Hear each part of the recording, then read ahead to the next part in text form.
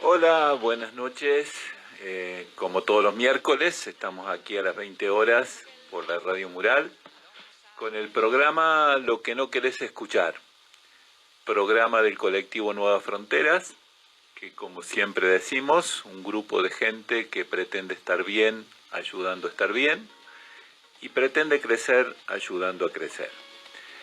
Hoy el programa va dentro del eje de memoria, o sea que hablamos de las efemérides, hablamos de el papel de la memoria colectiva y va a estar dirigido por la compañera Meli, a quien presento. Hola, buenas noches. Hoy, que es 10 de septiembre, tenemos mañana 11 varias fechas que nos traen este eje, ¿no? Por un lado tenemos el Día del Maestro, que recordamos o conmemoramos la muerte de Sarmiento. Después también vamos a traer dos hechos que, aunque no pasaron acá en Argentina, no nos traen a cosas que tienen que ver con nosotros, que tienen que ver por un lado con el aniversario del atentado a las Torres Gemelas, y también el 11 de septiembre del 73 fue el golpe de Estado a Allende por Augusto Pinochet en Chile. Así que hoy vamos a estar conversando alrededor de estas tres fechas. Y bueno, nos acompaña en el programa siempre Rosalina Restobar, que nos permite sortear una merienda o un desayuno. Para comunicarte, tenemos la consigna: ¿qué crees que no deberíamos olvidar de la historia para no repetir? Y te puedes comunicar al 2996 91 75 97 o al 477 21 40. Ahora Manuel va a arrancar con la editorial que le corresponde. Así que bueno, te escuchamos. Bueno, como decíamos, hoy hablamos de memoria, que es un eje que vamos a tratar de estar trayendo una vez por mes, cerca de la efeméride del mes. Porque claramente es necesario recordar para no repetir, justamente como plantea la consigna.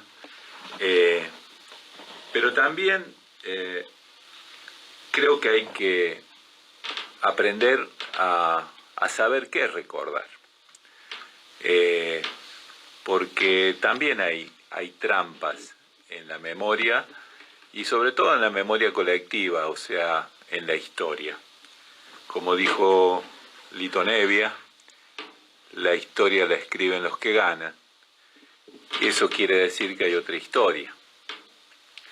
Y nosotros estamos hablando de la historia del pueblo, que no siempre gana, o casi siempre pierde, digamos, ¿no? Entonces, me parece que es interesante empezar a conversar de la historia, pero también de los elementos que nos ocultan de la historia. No sé, hoy vamos a tocar con Meli uno de los temas que ella mencionaba, el de las Torres Gemelas, y fue claramente un fenómeno mundial que cambió la historia. O sea, a partir de ahí, la potencia hegemónica de Estados Unidos se arrogó una enorme serie de derechos, saltó por encima de tratados internacionales y empezó a hacer cosas en nombre de esa agresión que había sufrido, que parecía apocalíptica. Ahora, si nosotros miramos los datos, en las Torres Gemelas murieron alrededor de 3.000 personas, que no digo que no fuera importante, Ahora, en este mismo momento en Gaza ya llevan muertas 60.000 y siguen muriendo niños de hambre, mientras Israel y Estados Unidos bloquean la ayuda humanitaria para llevarles aunque sea un poco de comida. Y parece que esos muertos, que son muchísimos más, son muchísimo menos importantes. O sea, aparentemente la historia del mundo no va a pegar un salto ni va a pegar un cambio brusco a partir de lo que están haciendo en Gaza o a partir de lo que han hecho en montones de lugares. Y sin embargo, cuando nos cuentan la historia, parece que aquellos 3.000 muertos de las Torres Gemelas fueron enormemente importantes como para poner al mundo de rodillas frente a la seguridad, entre comillas, de los Estados Unidos. Entonces, debemos recordar, es importante recordar, pero también es importante entender cómo nos cuentan, tratar de tener otras fuentes para poder saber que a veces hay cosas que nos hacen recordar para que olvidemos otras. ¿Qué sé yo? De San Martín, que hace poco lo traíamos en la efeméride del mes pasado. Se hablaba del San Martín militar, nunca se habla del San Martín político, del San Martín revolucionario, del San Martín que proponía una sociedad mucho más justa e igualitaria. Ni hablar de San Martín mestizo. No se reivindica a la mamá, se habla de doña, no me acuerdo, Gregoria Matorras era, no, esa era la madre de Sarmiento, ¿no? Bueno, claro. No me acuerdo cómo se llamaba la señora, pero sí he escuchado alguna vez que la nombran, pero jamás se decía que era india. ¿Y qué sabes de la guerra del Paraguay?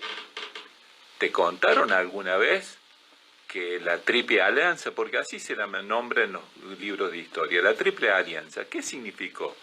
La unión de tres potencias de aquel momento Sudamérica, Brasil, Argentina y Uruguay, en contra de la única democracia progresista que había en ese momento, que era el Paraguay.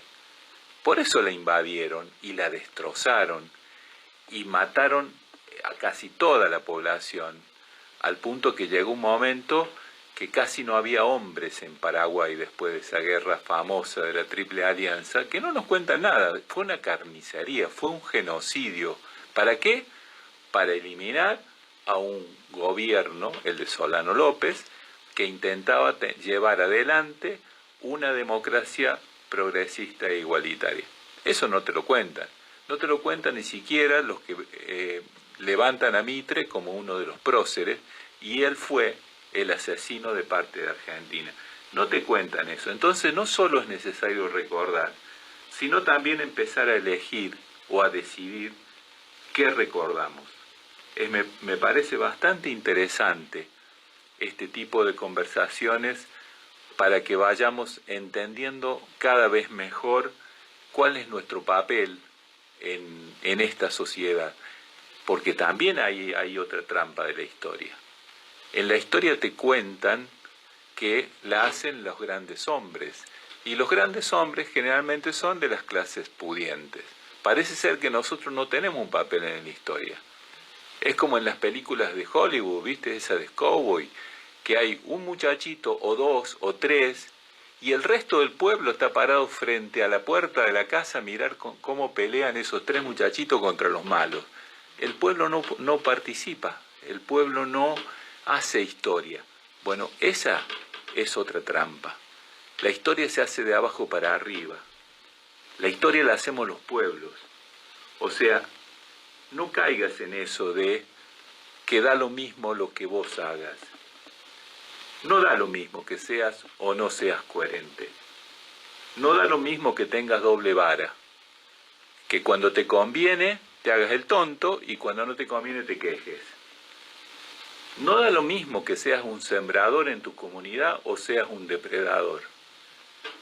No da lo mismo porque la historia la historia que tiene que ver con vos, tu vida y la de la gente que vos querés, empieza y gira alrededor tuyo. Empieza y gira alrededor de tu participación. de tu actitud, de tu manera de pararte frente a los problemas. Entonces nosotros, en estos humildes programas que hacemos, tratamos de poner el foco en eso que en general te acostumbraron a no escuchar. Bueno, te recordamos que te podés ganar un desayuno, una merienda si participas del programa. La consigna de hoy es ¿qué crees que no deberíamos olvidar de la historia para no repetir? Podés comunicarte al 2996 91 75 97 o llamar al 477 2140. Retomando las efemérides, en esto de que venimos hablando de los personajes que construyen nuestra historia a través de la educación, tenemos como el padre de la escuela a Sarmiento. En la escuela nos enseñan, como veníamos ya hablando, a cada personaje como desde ese lugar de historia de Villiquen, en la que el prócer es prácticamente perfecto, pero aún así Sarmiento en la información que anda dando vuelta de él se toma como un personaje contradictorio. En esto que decía Manuel de no da lo mismo ser coherente o no, me aparecen estas cosas de, por un lado, Sarmiento se habla siempre desde la escuela.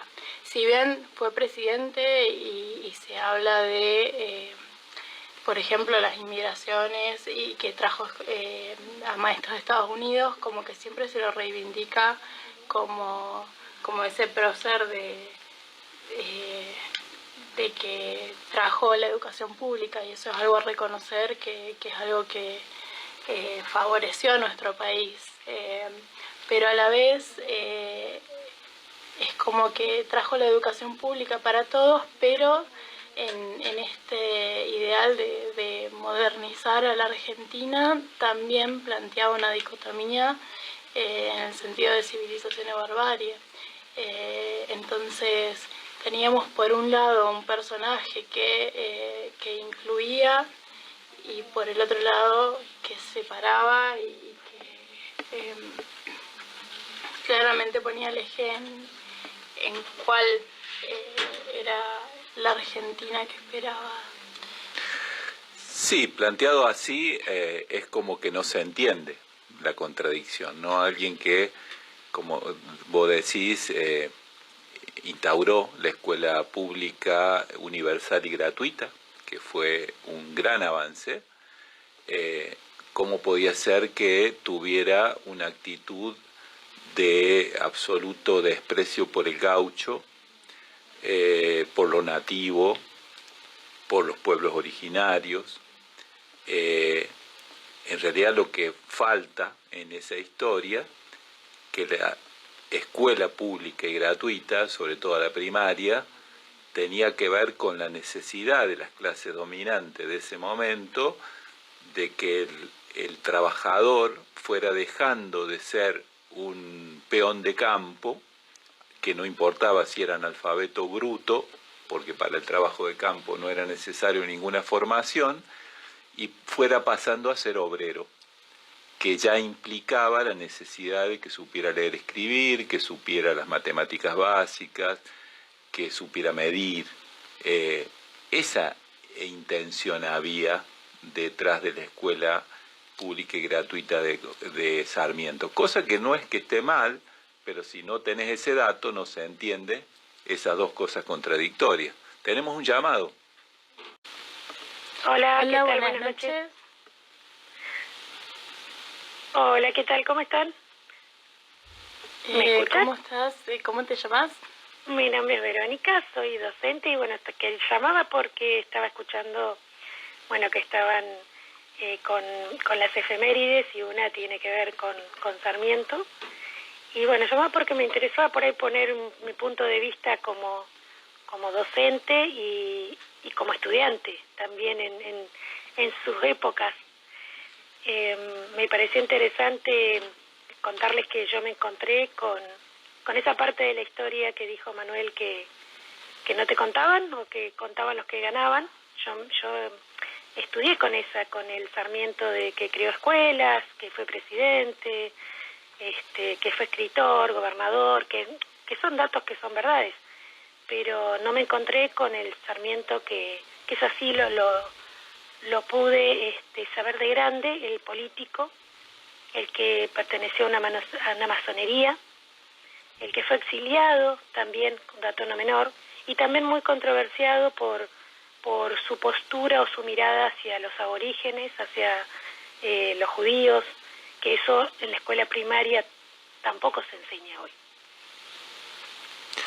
Sí, porque claro, al no plantearse eso, te están escamoteando la pertenencia a un sector político, porque generalmente los próceres, de la manera que se cuenta la historia, parece que no tuvieran ninguna relación con la política, ¿no? Parece que son como todos apolíticos y simplemente desarrollan una especie de epopeya, generalmente patriótica, pero no se entiende al servicio de quién, ¿no? Desaparecen los intereses de clase, los intereses económicos detrás de esas luchas. E incluso del contexto también sociocultural, y pareciera que hubieran sido solos los que hicieron todo eso, ¿no? Que no hay personas detrás, que no hay ¿cómo se dice?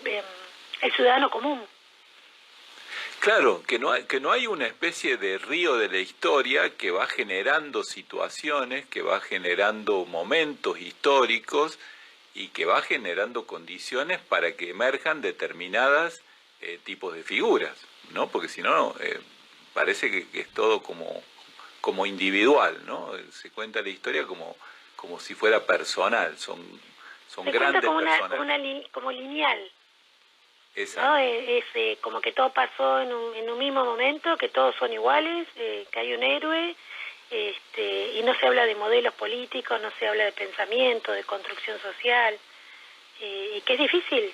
Yo, al enterarme de grande, era como desarmar la mitad de mi vida, porque yo me había formado con otra mirada. De hecho, enterarte que Sarmiento fue un liberal, y estar hoy justamente con tanto que se promociona un modelo liberal, y a la vez que promocionaba un modelo político que era europeo, donde solamente ingresaban ciertas razas, miradas entre comillas, por él también, y salir de eso que a mí me enseñaron, que Sarmiento era como que era impecable, ¿no? Como que no tenía, él había creado escuela y por eso simplemente eso ya era perfecto. Claro, también podemos decir esta tendencia o este ideal de modernismo que se daba en la época Sarmiento como un gran admirador de Europa y de los conceptos, bueno, ya cuando plantea civilización o barbarie también lo plantea desde ahí, pero por ejemplo también cuando se habla de civilización y barbarie no se habla de las disputas internas, cuando vos decías lo del exilio, ¿no? No se habla de las disputas internas entre unitarios y federales, la disputa entre qué proyecto de país se iba a quedar. Me parece súper rico escuchar de la mano de una docente también esto que vos decís de la deconstrucción, de decir, bueno, me imagino que hoy desde la docencia tampoco es que se hablan tanto estos temas adentro del aula, o sí. Y es muy difícil porque es como te decía, como me pasó a mí. Hay uno se tiene que encontrar con las personas, con la historia que no te contaron y que culturalmente se fue repitiendo un modelo que la otra parte no estaba. Es como cuando uno conoce algo nuevo, es que cuesta entenderlo y saberlo. Entonces la docencia pasa lo mismo. Vinimos tantos años reproduciendo un modelo de enseñanza que siempre fue funcional a las políticas de gobierno, y que no nos dábamos cuenta, que creíamos que era lo mejor. ¿Y a vos te parece que hoy todos los docentes o la mayoría de los docentes son conscientes de esta otra parte de la historia? No todos, no tendríamos, yo creo, los gobiernos que tenemos. Seguimos, sí, todavía hay un gran velo sobre eso. Si bien la información ahora en teoría pareciera que está en todas las redes, está al acceso de todo el mundo, no hay esa construcción colectiva o formativa. Se intenta, sí lo hay, he sido parte de eso, pero todavía está como en pañales, por así decirlo, ¿no? Sí, a ver, yo creo que lo más importante de esto es entender cuál es el resabio que deja al nivel del pueblo. Porque yo calculo que los docentes, como tu caso, cuando empiezan a hacer estudios superiores, se encuentran con esa otra parte que no te habían contado ni en la primaria ni en la secundaria. Pero después... No siempre. Bueno, pero tenés la oportunidad, si sos alguien que busca, sos alguien curioso, tenés la oportunidad de encontrártelo. Pero después te tenés que ajustar a un programa.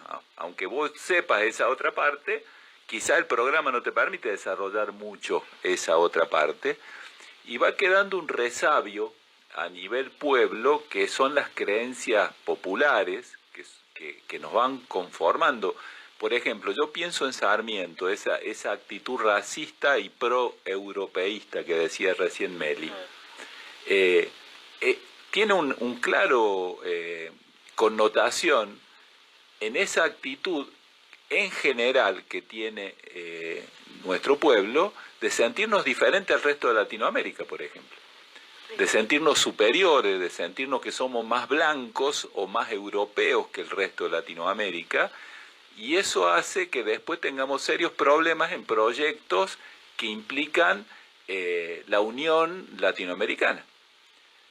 Hay como una resistencia, hay como una especie de diferenciación que quedó como residuo de creencias y que no es inocente, no es impune.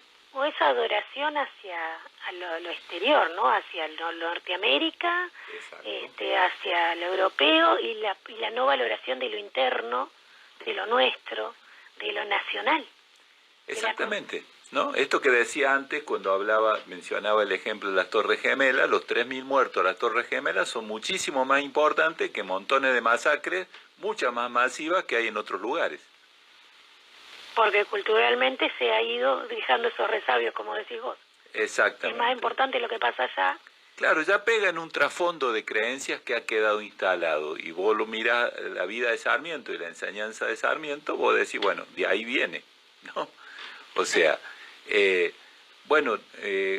Vero, muchísimas gracias por tu participación. Te dejo el último dato menor, que como buena maestra, Gregoria Matorras era la madre de San Martín. Ah, sí, bien. Y Paula Albarracini de la de Sarmiento. Bien, perfecto. Eso nos grabaron mucho. ¿Y tenés alguna respuesta para la consigna? La verdad que no, me quedé con el dato de lo que estábamos charlando recién. Yo creo que hay mucho para profundizar, que todavía como sociedad seguimos reproduciendo modelos, así que creo que la historia, para no repetirla, no hay que olvidar, pero hay que conocer toda la historia. Exacto, no quedarnos con las medias verdades que terminan siendo medias mentiras, ¿no? Permitirnos dudar. Exactamente, y conocer un poco más, interesarnos, indagar. Ahora que están los medios tecnológicos, se usa el internet para tanta huevada, se podría interesar para otras cosas. Vos sabés que el otro día escuchaba, creo que lo vi en internet justamente, una gente que ha hecho una idea que me pareció interesantísima. Han hecho pequeñas clases de historia universal de 10 minutos para que cuando los pibes, viste que cuando están aburridos, o la gente misma grande cuando está, qué sé yo, en una sala de espera, inmediatamente echa mano al teléfono. Y ya que echa mano, ya que no podemos, digamos, curarnos de esa adicción, por lo menos en vez de entrar en la gilada, entran en esas pequeñas clases de historia y en 10 minutos por lo menos salís sabiendo, no sé, quién fue Platón, o qué pasó en las guerras púnicas, o cómo fue lo de la Primera Guerra Mundial. O sea, salís menos bruto, ya que tenés que usar esa porquería de teléfono, por lo menos no seas tan idiota. Y ya que decía esto de las medias verdades, me acordaba algo que está pasando hoy. Todos los noticieros están mencionando como un gesto del gobierno nacional, un gesto de escuchar la derrota electoral, como un gesto positivo, el que se ha nombrado un ministro del Interior. Algo que era rarísimo, que un gobierno federal además no tenía ministro del Interior, que es el ministro que se tiene que encargar de hablar con las provincias. No lo tenía directamente. Bueno, esta vez lo acaban de designar. Y es un señor que se llama Lisandro Catalán. Y te cuentan eso, pero no te cuentan que este señor, o casualidad, es hijo del que era el ministro de Educación de Videla. Un señor que se hizo famoso, además de ser ministro de Educación de Videla, por sacar un cuadernillo de instructivo para los docentes, donde se le enseñaba a delatar a los estudiantes que eran díscolos o rebeldes, porque seguramente tenían alguna conexión con la subversión. Ese era el papá de nuestro nuevo ministro del Interior, y eso no te lo cuentan. Eso no te lo cuenta nadie, tal cual. Bueno, muchas gracias, Vero. Gracias a ustedes.